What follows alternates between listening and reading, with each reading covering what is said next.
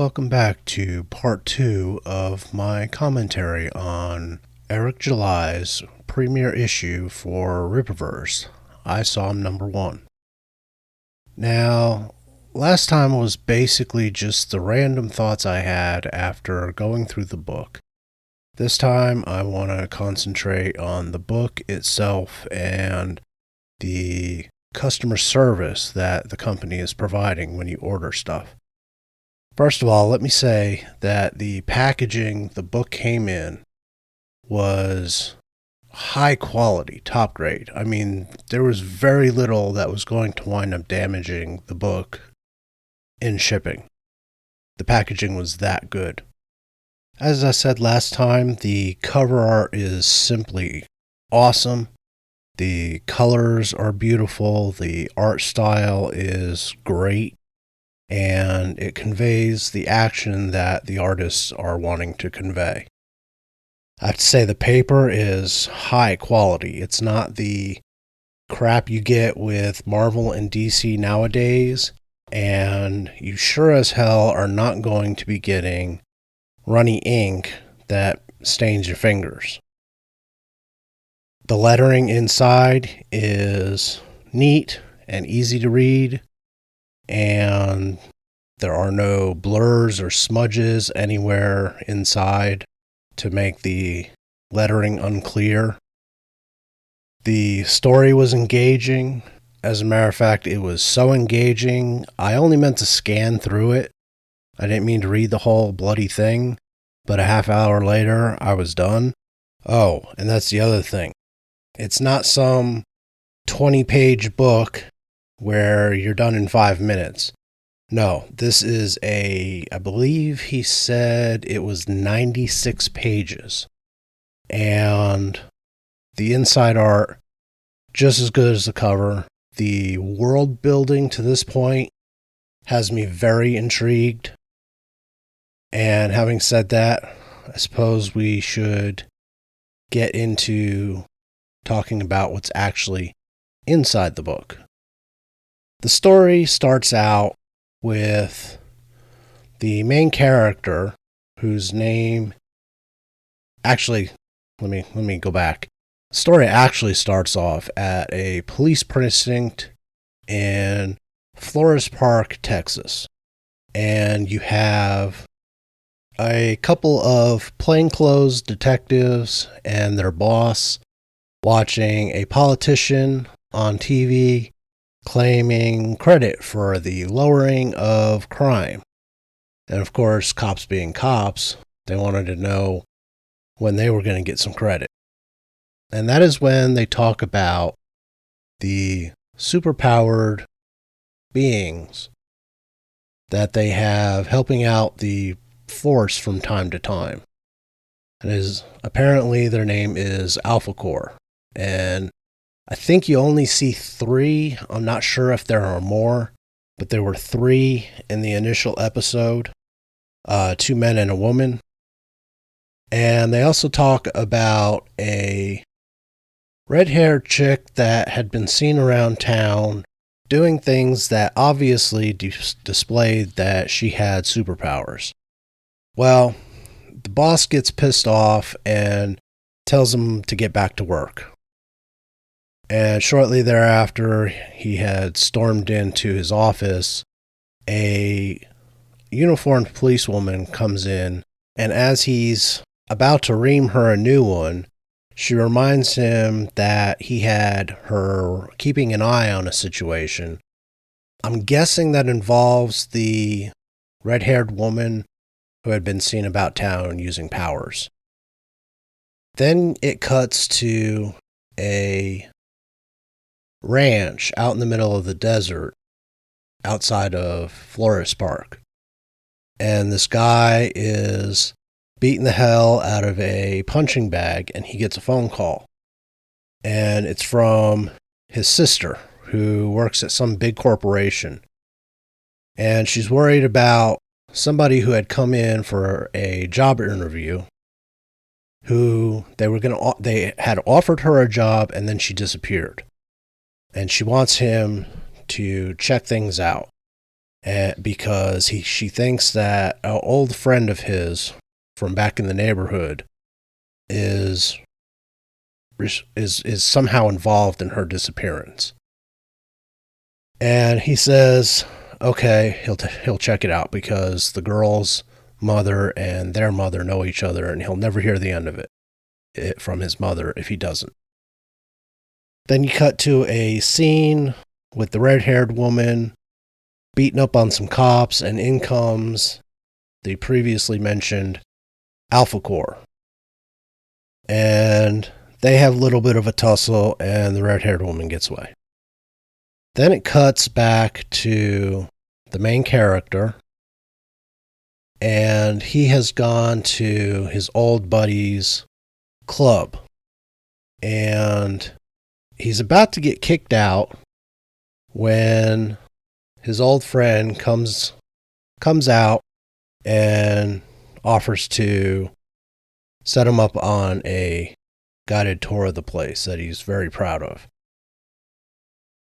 Now, this situation doesn't go well, and he winds up getting a lecture about how his old buddy is important now, and he's not going to be answering any questions.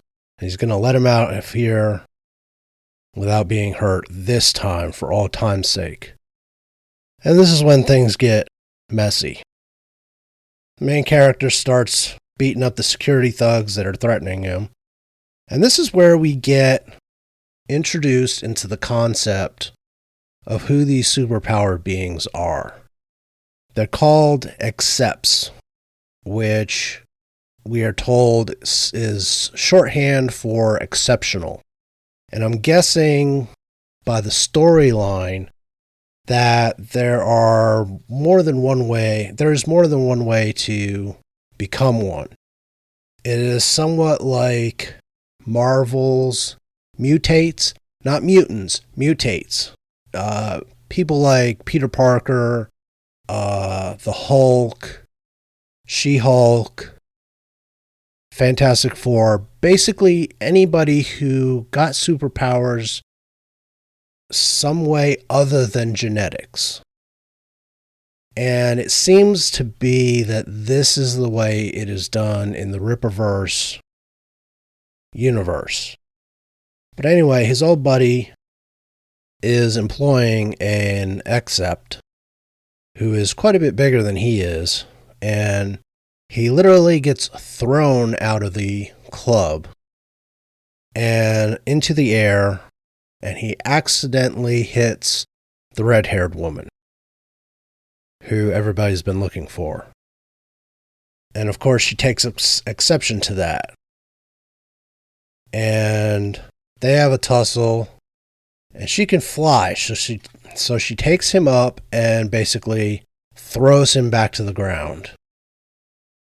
And the next thing he knows, he is waking up in the hospital. Now, he doesn't have any clothes because he's in a hospital, and everybody thought he was in a coma. And they did some tests, and they didn't think he was an accept. And so he calls his sister for a ride so he can get some clothes and get back to his truck. And he goes back to the club, and he sees the girl that he was supposed to be looking for come out of the club. And she looks worried that he sees her and runs away while security comes to hassle our lead character again. He, of course, beats them up, then storms into the back door of the club and runs into the rest of the security team and beats the crap out of them until the guy who beat him up earlier comes back to finish him off. And they fight. It basically ends differently this time, but he can't finish what he was there to do because the police wind up coming. And so Avery, our main character, winds up going to his sister's to ask some questions because things aren't adding up. And then we get some other scenes, and then we wind up at what I guess is the superhero version of the little German woman on The Incredibles from Pixar. The one that makes the superhero uniforms. And the last panel shows him in his superhero uniform. And then we cut to what looks like a heavy metal band somewhere in Florida. And after the show, they start talking about how there are some abnormal occurrences. And then the next thing you know, one of the band members is floating in the air and glowing. And apparently, these guys aren't from around here. And I won't swear to it, but I think they might be called Norfrica. And it's 5 guys who kind of look like they're either roadies or a rock band. And then we get a couple other panels, that one of which is a promo for the next issue, and another is somebody looking at a computer screen with Avery Silman's picture on it, and a couple other pages, but that's about it for the story. Now, as I said, the story was engaging enough that it had me when I only meant to just flip through it. I didn't mean to run through the whole book and read it cover to cover in one sitting. I had other things I had planned to do, but it hooked me, and that's when I made the first half of this commentary. Now, I have to say, the style of the art and the story and the overall feel of Isom #1 reminds me of when Marvel or Image had a few comics that I really liked. Stormwatch was one of them. Or Vision comics from the 90s. There were a couple of those I liked. That's the general feel I get from Isom. Back when comics were hitting their peak, before all the speculators came in the 90s and basically crashed the comic book market. And before the comic companies started pandering to the speculators. That's the feel I get from Isom #1. I have not read a comic book that felt like this in a while. That's not saying much because I pretty much checked out. I think the last comic I bought from a bookstore or a newsstand or something like that was in the late 80s, late 90s, early 2000s. Late 80s, I'm not that old. Anyway, early 2000s, maybe. But so I didn't have to watch Marvel and DC and the rest of them completely destroy all of the characters I grew up loving. So I still have good memories of comic books. I'm just glad I got out when I did. And I got out mostly because the speculators had started turning comic books into just a tawdry business where the first thing they were thinking about was what would the money people want, rather than what would the fans want. So Eric July, Cliff Richards, Gabe El-Taib, well done. It was well worth the price. The price is a little up there. But it was #1 issue of a new company with a limited run on the cover that I got. So it's definitely going to be worth what I paid for. But, sounding like a speculator there for a minute, but the story and the artwork and the quality of the overall book was also there. They did not skimp on any part of this book. And so it is definitely something the people involved with the Rippaverse can be very proud of. Now, what I want to see in the next issue is a little more world building, a little more explanation as to what's going on, especially with that rock band at the end. That was a little weird. There was a scene in a club involving two people that was never really explained. It was just kind of thrown in there in the middle. Kind of wondering what that was all about. And they never really get into where Avery went, because apparently he disappeared from everybody, including his family. He had a niece who apparently hadn't seen him in forever. So I'm wondering if that had anything to do with how he got his powers. And so I'm looking forward to seeing what else they have in store for future issues. I'm also interested in both the Alpha Core group, because they strike me sort of like S.H.I.E.L.D. when Norman Osborn took over. Yeah, they had badges. Yeah, they were supposed to be law enforcement, but he went out and recruited a bunch of supervillains. So they have that vibe about them. Yaira, that's the red-haired woman who can fly, and I think she had some kind of energy blast.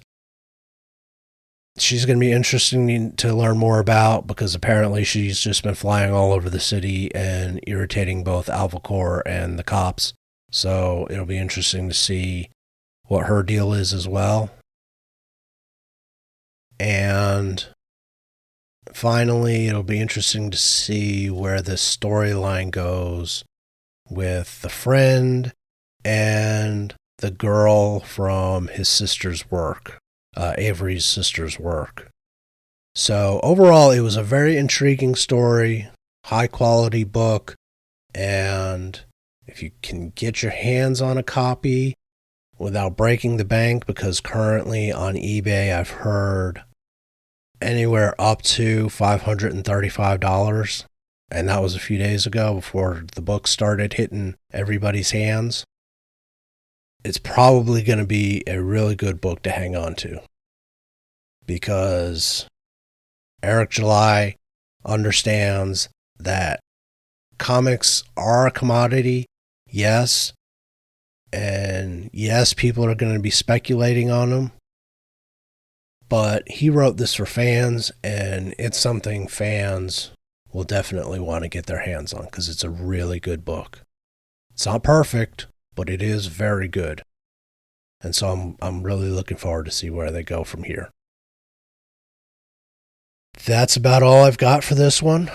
And I'm not sure what I'm going to have next. I think it might be a trailer review sometime between now and the last Rings of Power show, which, thank all that's holy, it is the last Rings of Power. So I will probably see you later in this week. If you like what I do here, hit the like button, subscribe to the channel, make sure the bell notification icon is clicked on so you know when I upload new videos, and comment down below to help me out with the YouTube algorithm, and I will see you in the next video. Tschüss.